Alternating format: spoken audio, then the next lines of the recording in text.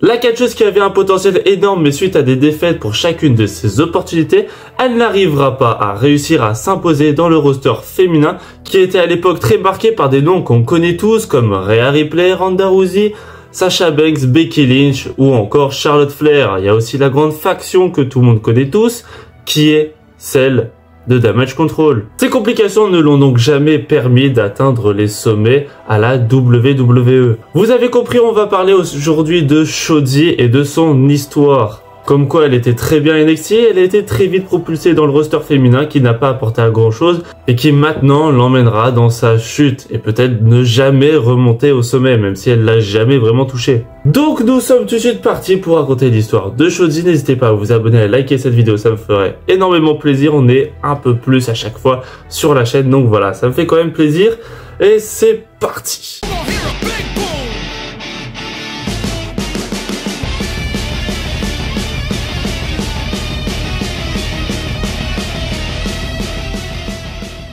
Déjà, pour commencer, il faut parler de sa naissance.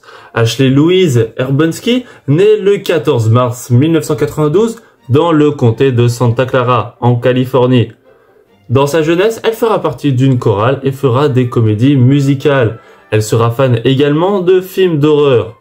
Vous avez compris où ça va emmener. Elle va d'ailleurs, au cours de sa carrière, puiser dans ce genre de cinématographie des inspirations pour son personnage de catcheuse qu'on connaît maintenant aujourd'hui qui s'appelle Shotzi. Elle commencera sa carrière en 2014 dans des petites fédérations de Californie, mais également à la Hot Slam. À San Francisco, elle luttera sous le nom de Missy Yashit. Par la suite, elle se fait un petit nom dans des fédérations de catch féminine en remportant le championnat Phoenix of the Rise de la Rise Wrestling, ainsi que le championnat Nova de la Sheen Wrestling, et elle remportera également le titre IWA Mid-South Women Champions à la IWA Mid-South.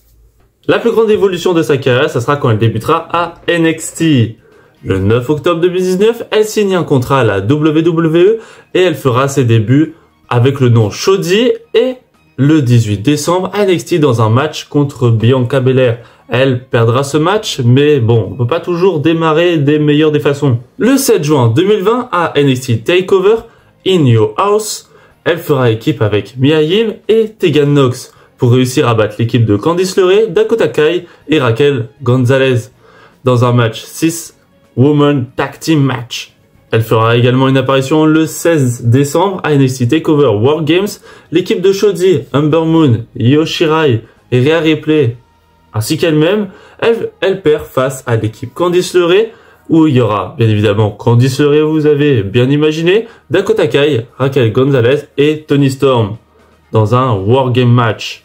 Elle va avoir une grande opportunité car elle va faire équipe avec Ember Moon et elle va participer au tournoi de Styro Tag Team féminin. Elle va réussir à se qualifier jusqu'en finale et le 14 février 2021 à NXT TakeOver Vengeance Day, Ember Moon et elle perdent face à Dakota Kai et Raquel Gonzalez en finale du Tag Team féminin, du coup ne pouvant pas récupérer ses titres. Mais ne vous inquiétez pas, car le 10 mars à NXT, elles deviennent les nouvelles championnes par équipe parce qu'elles prennent leur revanche face à leurs mêmes adversaires, remportant donc les titres pour la première fois et la dernière fois de leur carrière. Ouais, c'est triste à dire. Elles vont réussir à les défendre 2 fois contre Alia et Mercedes Martinez et une autre fois contre The Way, donc l'équipe de Candice LeRae et Indy Hartwell. Néanmoins, après ces 2 défenses de titre, ils vont réussir à les perdre. Le 4 mai à NXT, elles perdent face à The Way, Candice LeRae et Indy Hartwell. Elles ne conservent donc pas leur titre par équipe et elles mettent fin à leur règne de 55 jours. Il va y avoir une évolution dans sa carrière, car le 9 juillet à SmackDown, Tegan Nox et elle font leur début dans le show bleu en battant Natalya et Tamina. Le 29 octobre à SmackDown, dans un match pour devenir aspirante au titre féminin de SmackDown, elle perdra au profit de Charlotte Flair. Elle perdra donc son premier match en solo et après le match, Sasha Banks était venue l'encourager, elle aidera à se relever, mais Shotzi attaquera Sasha Banks dans son dos pour effectuer un heel turn. Le 21 novembre, elle participera au Survivor Series. Elle fera partie de l'équipe de SmackDown, Sasha Banks, Baszler, Natalya, Toni Storm et elles perdront face à celle de Raw, Bianca Belair, Carmella, Liv Morgan, Queen Zelina et Rhea Ripley dans un match Survivor Series Tag Team Match. Vous savez que si je vous dis la date du 28 juillet 2022, vous savez très bien c'est quoi. Vous savez que c'est le moment du Royal Rumble. Le moment qui peut faire évoluer des catcheurs ou même débuter des carrières. Ou même, en plus, débuter des rivalités. Elle va, vous en doutez, y participer. Et en plus, elle sera très bien placée car elle sera à la 29e position. Mais elle se fera éliminer par la future gagnante qui sera Ronda Rousey. De retour après 2 ans et 9 mois d'absence.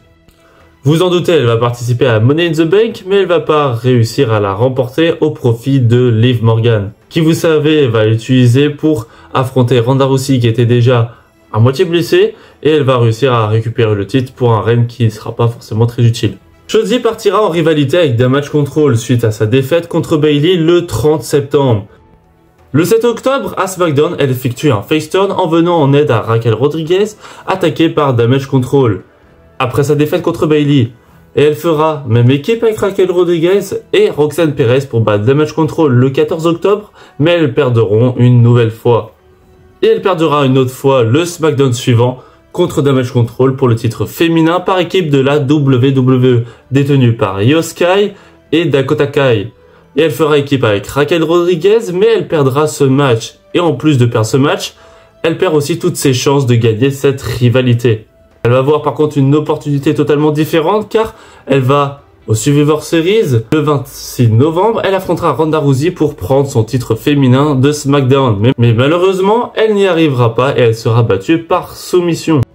Elle fera ensuite aucune apparition jusqu'au Royal Rumble en arrivant à la 28e position et elle éliminera Nia Jax grâce à l'aide de 9 autres catcheurs superstars et avant d'être elle-même éliminée par Mia Yim. Elle perdra également un match qualificatif pour l'Elimination Chamber remporté par Natalya. Le 28 février, à SmackDown, elle s'allie officiellement avec Natalya. Elles vont affronter Ronda Rousey et Shayna Baszler, mais ils vont perdre ce match.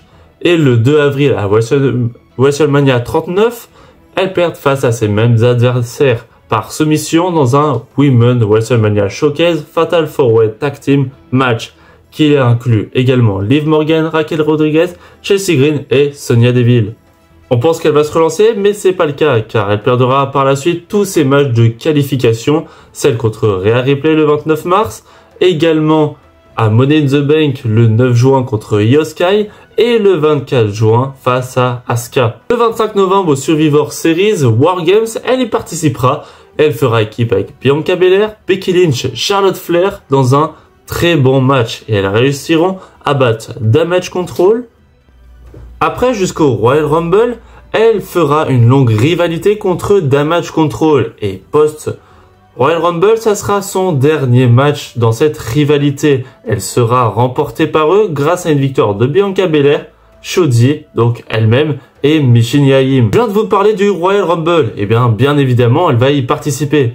Et bien évidemment qu'elle ne va pas non plus le gagner, car elle sera remportée par Bayley, qui affrontera plus tard Io Sky à WrestleMania 40, mais ça, vous le savez très bien. Mais un problème plus grave va se passer, car en février 2024, à l'approche de Money in the Bank, elle était prévue d'affronter Tiffany Stratton à Money in the Bank pour sa qualification au Money in the Bank. Mais on apprend plus tard que Shotzi, qui participait à un match face à Lyra Valkyria pour le NXT Women's Championship, dans un épisode de NXT préenregistré, elle aurait subi une déchirure des ligaments croisés lors d'une mauvaise réception, la rendant donc absente pour au moins 9 mois d'absence. Alors, sachant que Tiffany Stratton a finalement décroché la mallette Money in the Bank, je me pose donc la question de qu'est-ce qui serait passé si, à la place de cette blessure, elle aurait affronté Tiffany Stratton. Est-ce qu'elle aurait peut-être remporté cette mallette? Parce qu'on sait très bien que Tiffany l'a remportée elle. Est-ce qu'elle aurait eu peut-être ce moment enfin de gloire? Je ne sais pas, même si je pense fortement que Tiffany Stratton était bien prévue pour qu'elle remporte la mallette. Mais on ne saura jamais si Shotzi aurait connu un destin totalement différent dans ses 9 mois d'absence. Et bien évidemment, elle va faire son retour. Elle sera redirigée du côté de NXT le 19 décembre. Où elle, en plus, perdra son premier match là-bas. Elle fera équipe au début avec Gigi Dolin, et par la suite, elle sera rejointe par Tatum Paxley. Elle participera au Royal Rumble Contender féminin à NXT le 10 janvier. Mais elle ne le remportera pas au profit de Lola Vice.